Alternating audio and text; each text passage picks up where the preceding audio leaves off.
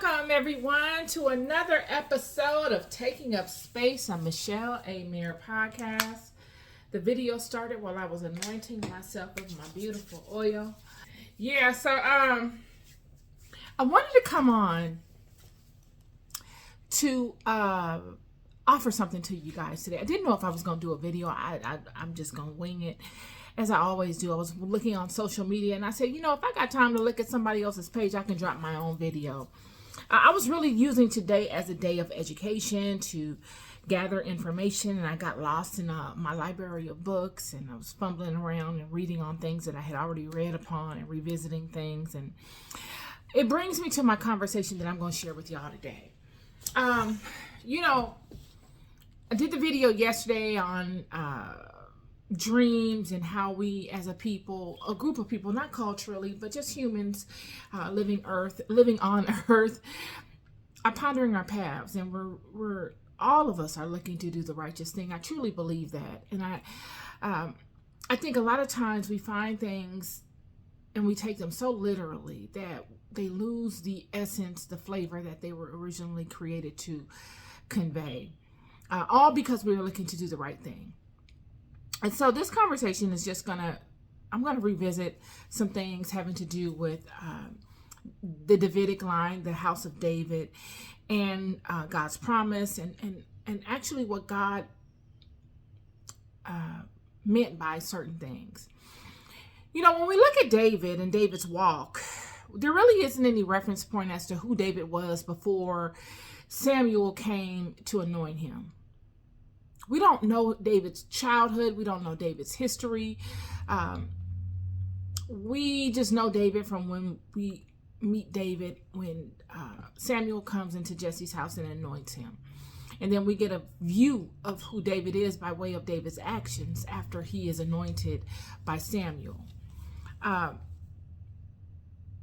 We don't even know why Samuel anointed. Well, David doesn't even know why Samuel anointed David. We don't know the conversation that Samuel gave David, justifying him, anointing him. We do know that God told Samuel to anoint him, but not really let it be known that he was anointing him as runner-up for the position that Saul was currently in. We know the climate that was going on between Saul and Samuel, and Saul and the children of Israel. And we know that God had told Samuel to be very careful in his interactions with Saul, because he didn't trust Saul's judgment, in Saul finding out that he would no longer be king over Israel. He didn't trust Saul's judgment in the form of honoring God's chain of command as it related to him passing over the title of king. So it was a very delicate situation. So I'm sure when Samuel came to Jesse's house to anoint David, he didn't tell David or Jesse or any of Jesse's sons exactly why he was there. So, that being said, we've already spoken to that. You can refer to past Bible studies and podcasts to support any kind of questions you have regarding David and Saul and Samuel.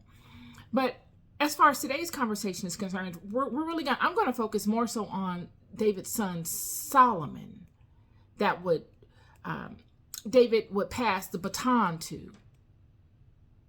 Because King Solomon was very monumental. I mean, in the Bible, it speaks to King Solomon being beloved by God and being honored by God. We see that the queen of Cush has made a paramount presence in the lives of the house of Israel. We see the queen of Cush coming upon King Solomon and bestowing upon him gifts and wealth. He is set up as a nation. The nation of Israel is established by first the Phoenicians through Hiram and his interactions with David, and through David's sons' interactions by way of Hiram being the middleman of the one negotiating this transaction, the one making the introduction basically between the queen of Cush and the king of Israel. That's exactly who Queen of Sheba was. She was the queen of Cush, because at that time, Ethiopia wasn't called Ethiopia in the sense, it was all Cush. These are the Cushites. These are the people who Moses ran to when he left Pharaoh's house for slaying the Egyptian. And she comes and she establishes King Solomon. She proves him first. She makes sure he is worthy of her gifts. He proves himself to her, which shows that she had to be knowledgeable as a woman herself in order for her to cross-reference her knowledge to his to prove him. And because he proves himself worthy, she blesses him. Surely he's a king, but he's a king with no resources. So he's a king, sure.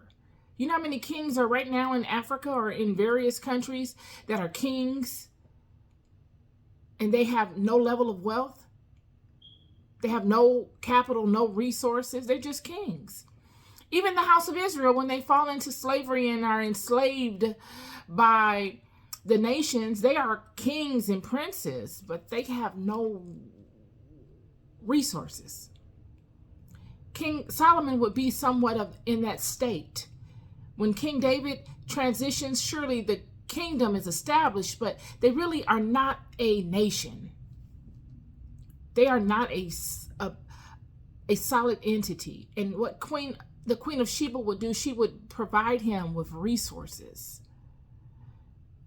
She would bless him with capital. She would basically be his bank, his venture capitalist. See, she would be that monetary source that he could depend on. And many people think, wow, that must have been how did she feel about him with all of his wives and all of this and that? This was not that type of marriage. This was a marriage based upon political alliances. This was bigger than, I think you're handsome and I want you to only date me and we're going to go down in history, just me and you. It wasn't that. It's business. It's spiritual.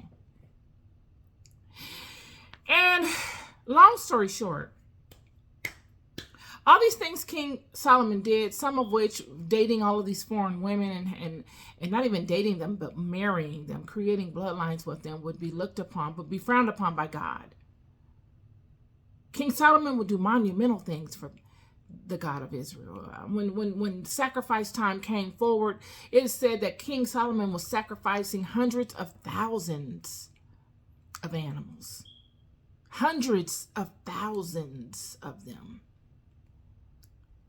So he thought he could make up and sacrifice what he was not able to adhere to by the law. And that was his wrongdoing, and he was chastened by God. But it goes back to God's promise to his father David. God promised David that even though your sons may go against my law, I will chasten them with the rods of men, but I will not forsake them. King Solomon's father earned an everlasting blessing that saved him. And this is a testament. You yourselves in this life can either bless your house with everlasting favor and blessings, or you can curse your house, friend. Look at how we have seen this happen time and time again in the Bible. With Jeroboam, top of the list. This man ended his entire bloodline. It ended with him. No more manifestation into the physical life. No transitioning beyond this, because you are unalived at the point of your transgression. You are no longer able to redeem yourself. You are no longer able to be born into this life again to redeem yourself the next lifetime. You are stuck in the condemnation of your iniquity because your bloodline has been cut off with you, meaning that your ancestors and all of those souls that have come before you can no longer find their way back into the world of light. They are bound in the land of darkness, and they will go without bodies for eternity. Because that's what that means. Don't you know? This is what we're going to get into today. Don't you know that the demonic realm is filled with entities that cannot manifest in a vessel again? Don't you know that? When we look at King Solomon and him coming forward in the book, in the apocryphal text, speaking to his justification for petitioning God to allow him access to the demonic realm, he uses the fact that the people are being attacked by these demons. The story goes that King Solomon comes across this young boy during the building of the temple, I believe of Jerusalem. And King Solomon is being fared by the people, because I'm here to tell you, y'all, God doesn't play when it comes to leading these people. God will give you whatever you need as long as you are doing right by his people, especially if you come to God and you say, I'm doing this for the people in honor of you. God will lay it at your feet. And that's what King Solomon uses. He's building the temple of Jerusalem, and the people are building the temple of Jerusalem for God and for the honor of King Solomon, because it's making King Solomon great in the world by doing this. Yet he's paying them fairly, but the boy is losing weight. And King Solomon is paying attention, and he's asking this boy, why are you losing weight? I'm paying you good every day. And he's saying, King, it's this demon is attacking me. I know you're paying me, but it takes my money. And when I leave the temple and I eat, it takes half of my nutrition. It's like a leech. It's siphoning all of my energy and all of my nutrients so that I never gain weight. And King Solomon says, okay, I'm going to petition God about this. So it's fair to say that it was not just this one person that King Solomon had seen this happen to. It wouldn't have been a big enough deal for King Solomon to go and bring it before God as a leader of these children. Must have been something that was happening quite often. People being plagued with sicknesses, people being overcome by entities, taking control of their bodies and siphoning their energy, housing themselves in their bodies and siphoning their energies. So King Solomon comes before God and he brings it to God's attention. And he says, I got to do something about this, Father. We're building your temple, but the people are suffering. I'm paying them well. I'm feeding them good, but they're suffering, and they're suffering while they're building this temple. It's too heavy on them because these demons are siphoning all of their energy. And what does God do? One would say that I'm lying by communicating this to you. But I'm here to tell you that God gave King Solomon the keys to the demonic realm.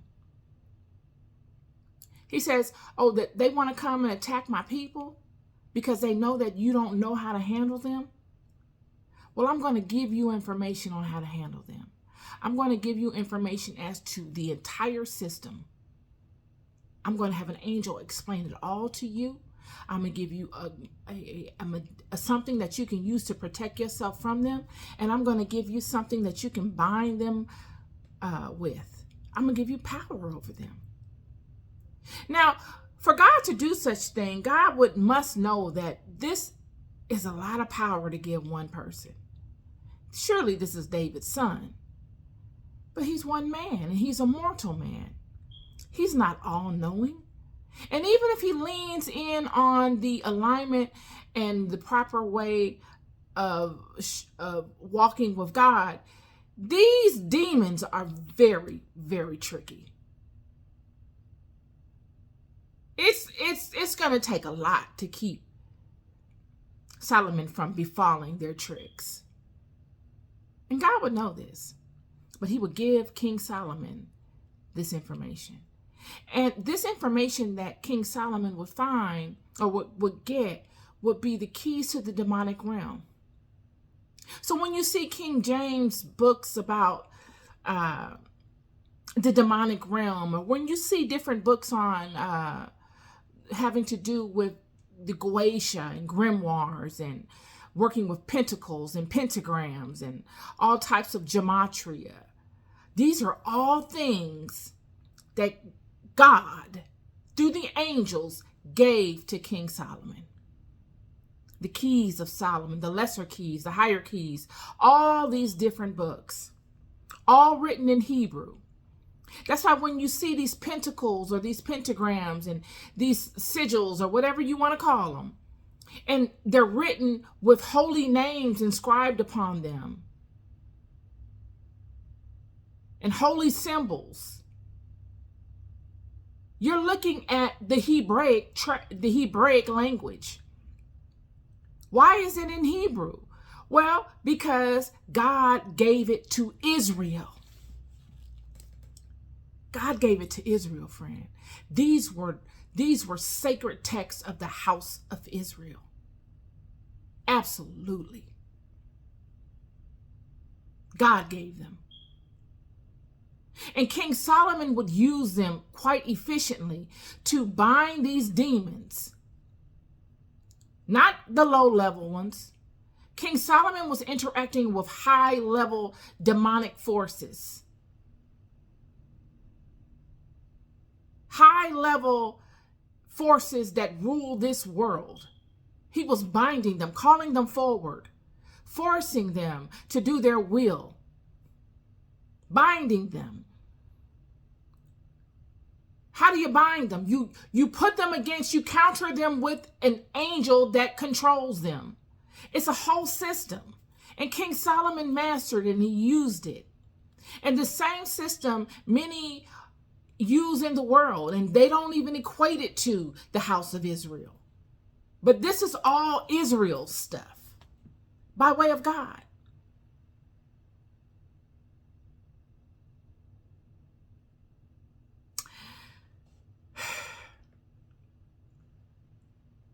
When you talk about the demonic realm, what exactly is the demonic realm? The demonic realm is the realm of the fallen ones, their offspring that have transitioned. Because what they did was not in alignment with the law of God in this realm, they could no longer, once God found out about it, they were cursed and they could no longer procreate themselves in this realm. The bloodline stopped, in a sense, for many of them.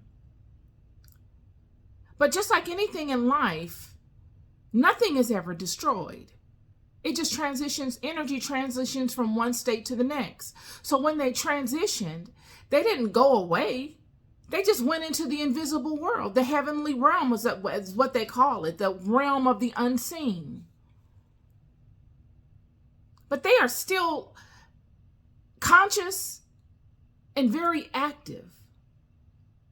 They just have no physical vessel to house their spirit in. This is the demonic realm. And there's levels to the demonic realm. It's vast. I'm talking about vast, y'all. I was watching someone speak about the physical realm and how, when all of those mighty spirits of people that have all transitioned throughout time come back, would the world be big enough to house those spirits? Would they?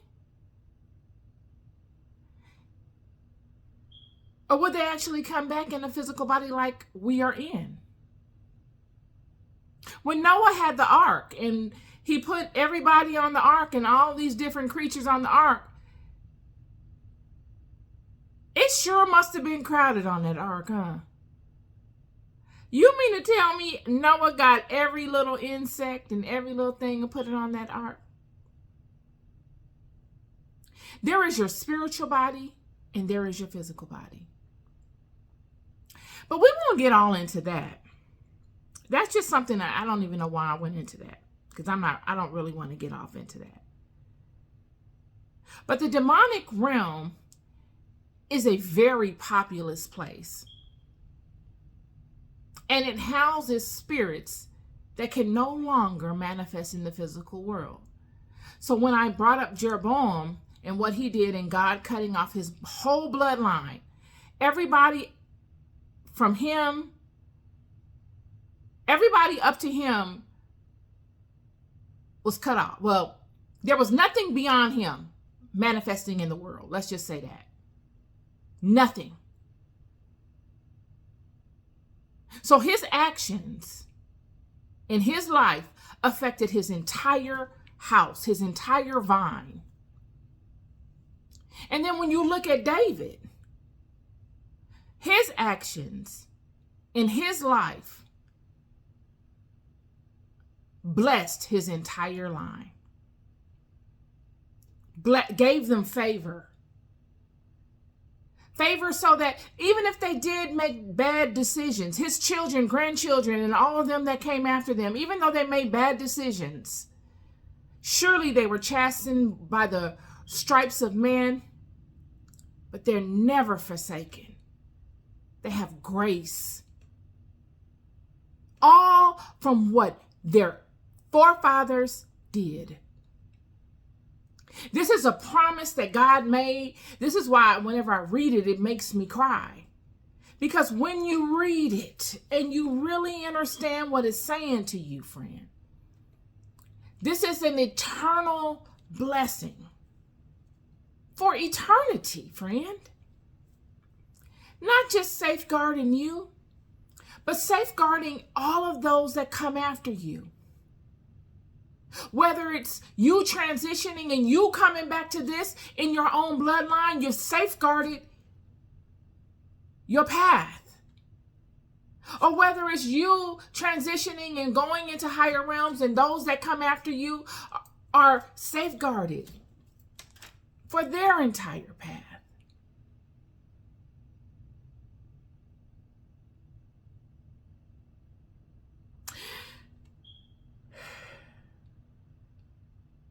This is a short, I don't even want to call it a podcast, short communication that I'm having with you just to give you a fundamental understanding as to how a lot of these things came about.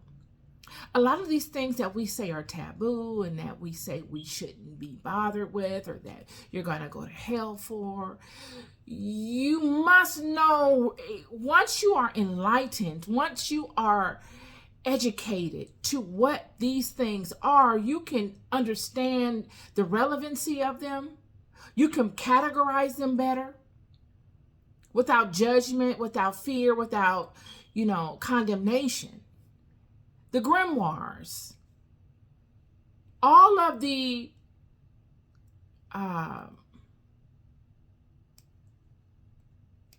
not all of them, but many of the spiritual systems having to do with the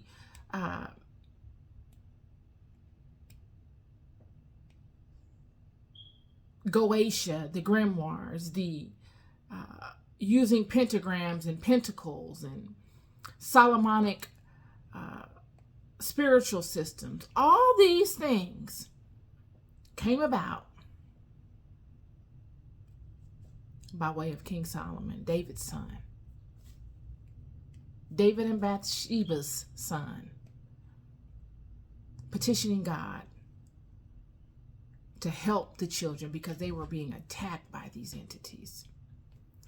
And God granted him authority and dominion over the demonic realm to have them bow to him. These same demons, it is said, built the temple of Jerusalem.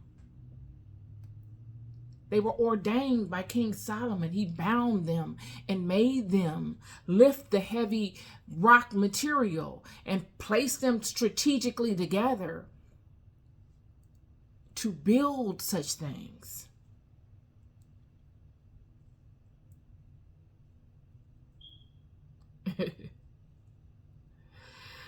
These entities don't like to be controlled. They're very temperamental. They're always looking for a way. And it seems as if, and I might be wrong, but it seems as if nowadays what has happened is it has been a deep level of ignorance that has come over the masses. And it goes back to the analogy that I used about the dog and the human.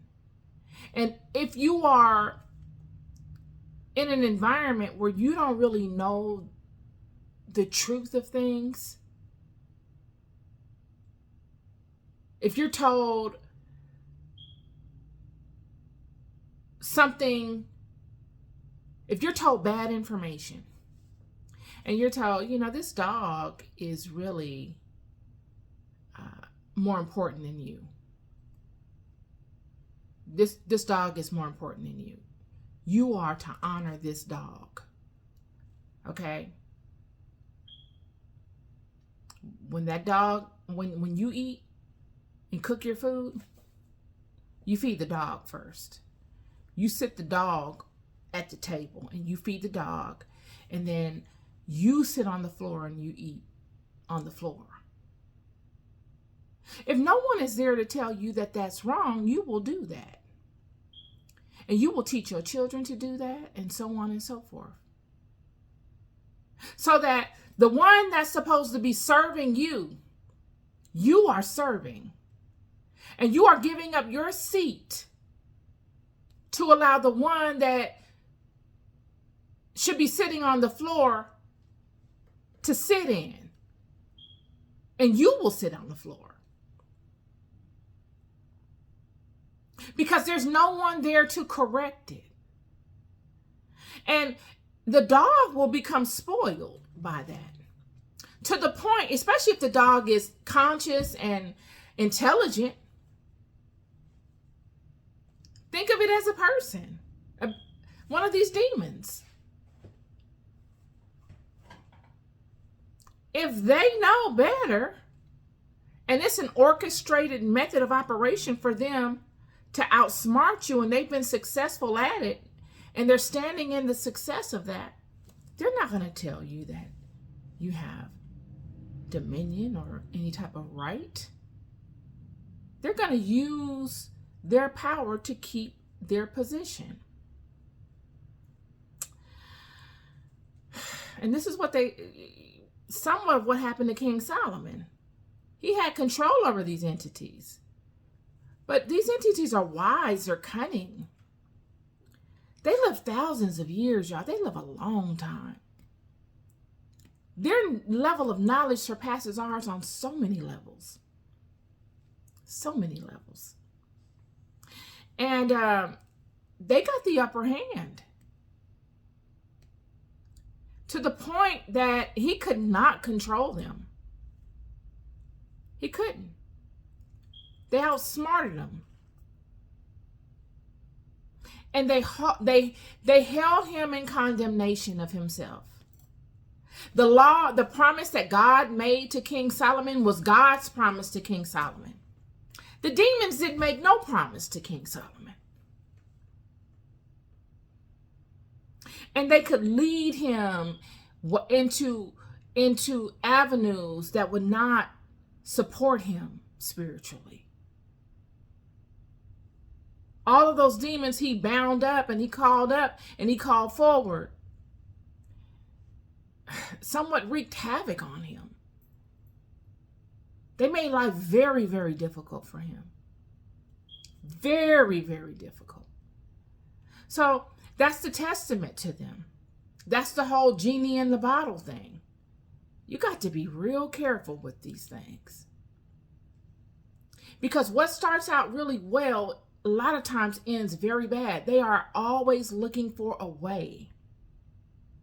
And you can, the more you interact with them proactively on your own, because you can't get God to do certain things, because that's what's happening. There are people out here proactively calling on these entities to do their will as the primary source, the primary God source in their life. Because they know that they have fallen completely out of alignment. They've been led astray by the luxuries that come from dealing with these entities. So much so that now they're like Adam and Eve. They feel ashamed. They feel unworthy to even go and petition God to do their will. And that's when they get you. They get you right where they want you. Right when you're in that place. This is my conversation for you today. You're loved more than you'll ever know. Very short and sweet conversation. Be good to yourselves and be good to one another. Peace and love.